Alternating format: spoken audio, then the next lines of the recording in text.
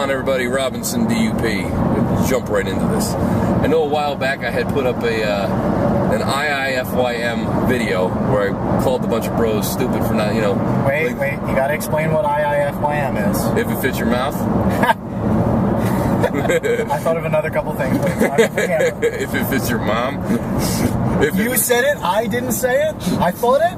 All right, if it fits your macros, that's what IIFYM stands for. And I had made the comparison about, back in the day when people believed the world was flat, so therefore it was true, even though the world was round. Yep. And they only thought, because nobody had ever explored the world, so they didn't believe anything different. And John and I were talking about how IIFYM has been skewed, manipulated, and mutated into something that it's not. So, for instance, if we're talking about carbs, and everybody says a carb is a carb, not entirely true, and John's actually going to go into detail why that is, but for instance, if somebody wants to have 300 grams of carbs, that's part of their macros for the day, and they decide to do it with candy and junk food, that's not what it was meant for. What it was meant for is, let's say you've hit most of your micro-dense foods, such as your sweet potatoes and your oats and your brown rice, and you have some left over, so that way you don't feel deprived and you can treat yourself to a little something. So for instance, I'm the big Pop-Tart guy. I would fill in part of a very small amount of my macronutrient with said treat food. So John's going to go more into food quality versus quantity, and a little bit more into the overall micro-density of food, micro-dense vitamins of food. What's going on, guys? John Garifano, Strength is Life. Just to riff on that a little bit. So, I think that, I think people have taken, like Greg said, if it fits your macros and flexible dieting, to an extreme. I believe and I think that we need to take a look at this holistically. So a macro approach, would you say? A macro approach instead of a micro approach. So a diet should be expansive and not limiting. So what do I mean by that? Your diet should allow you to enjoy the foods that you enjoy. Careful of the word diet. We've talked about this before. Okay, lifestyle, food intake. Nutritional lifestyle, whatever. Avoid the word diet because that means people think they're starving themselves. Correct. So your nutrition during the course of the day. All right, perfect. So your nutrition should be expansive and not limiting. Because when you start limiting food and labeling food as good and bad, that is when you start to develop food avoidance tendencies and disorderly eating. And I've talked about that on other videos. The thing about it is that no food is inherently bad. Probably trans fat, you could say, is probably bad. But it all has to do with quantity and timing. Eating, 400 grams of carbs 30 minutes before you go to bed, probably not a good idea. But can you have carbs before you go to bed? Yeah, and you'll probably sleep very well. So again, just, reiterating the point that your nutrition should be expansive and not limiting.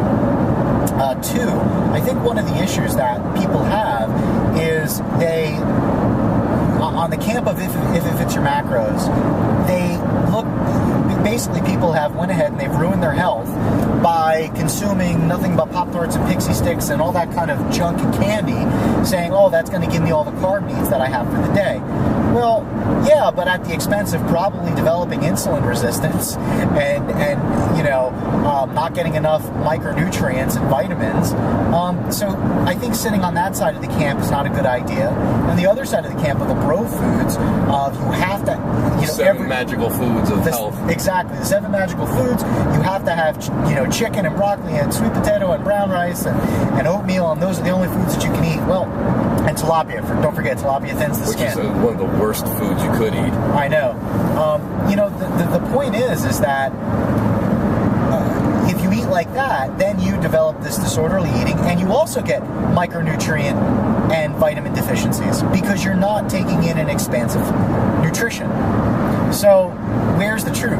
Lane Norton talks about it being somewhere in the middle, and I think that's the key, is that your nutrition should account for your energy needs, your goals. So when I say energy needs, how much your baseline? Right. How much are you training? What does your body require? What's your metabolic efficiency and capacity? And Have you been developing that? What's your goal? Is it to get stronger? Is it to put on muscle? Is it to lean out? What is it, right? Is it for athletic performance? Because then nutrient timing can actually make a difference if you are focusing on athletic performance. Okay? And also, you should look at the foods that you enjoy eating. You should look at making sure that you include even foods that are on the not clean list into your nutrition, because that's something you enjoy. You're less likely to binge, which I would say arguably is one of the worst things that someone can do. You're less likely to binge if you fit a slice of pizza in once or twice a week versus on Friday night having a cheap meal and putting down the entire pie and then ice cream and, then waking up, 5, 6, 7 pounds heavier. That to me is not healthy, because you go through this extreme period of restriction and then binging, and you have no accountability for your nutrition and your intake. So I think that your nutrition should be looking at what are your needs, what are your demands, what are your goals, and what are the foods you enjoy, and incorporating those in.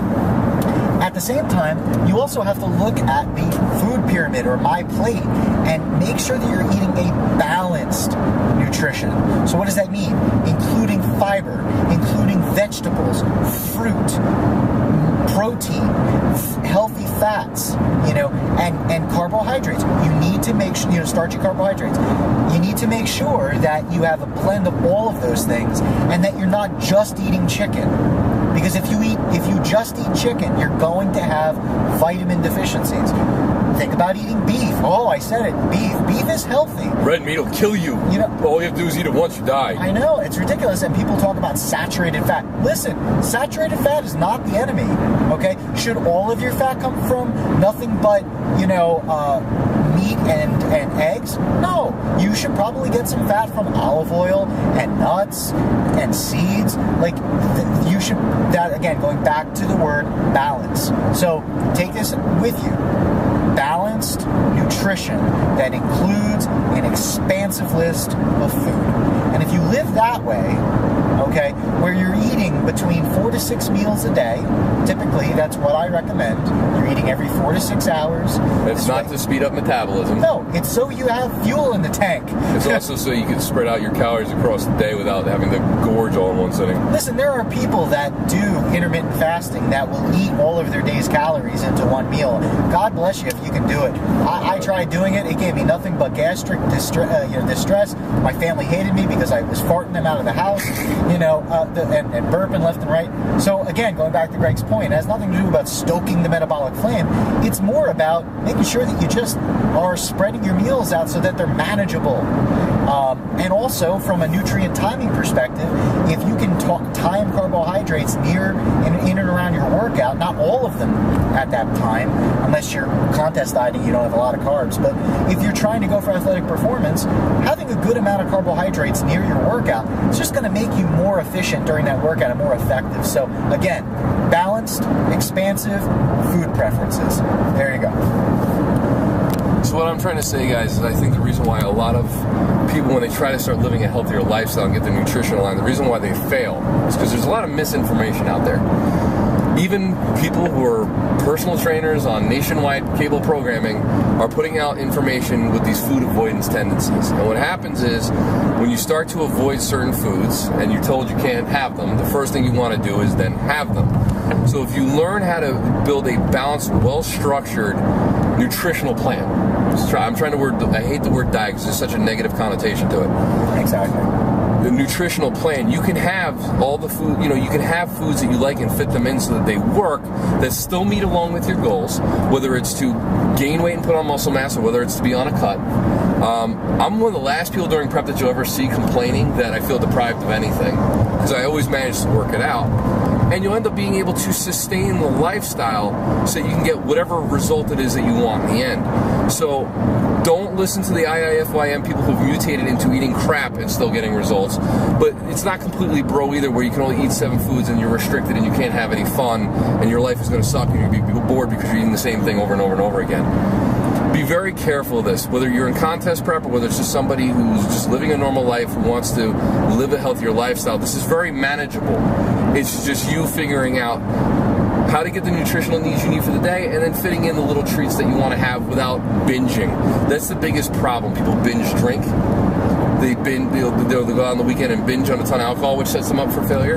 And also because they've been depriving themselves all week. The minute they have that cheat meal, it's like they ate a whole week's worth of food in one sitting, and they go ballistic. Absolutely. And they're killing their gains. They don't even realize they're doing it. In like one night, they've basically blown their whole week. Absolutely. Because of the caloric intake. You've shocked your body to the point where it's going to take a whole week for it to figure out what the hell you did, and now it's got to kind of recover. So be careful of these things. Be aware of them. There is no black or white way. There is a happy and gray medium in this particular instance. Obviously, the more whole foods, the better. But you can still have some of the fun foods in there. They just can't be a staple of the diet. But at least that way you don't feel deprived. All right, guys. Talk to you later.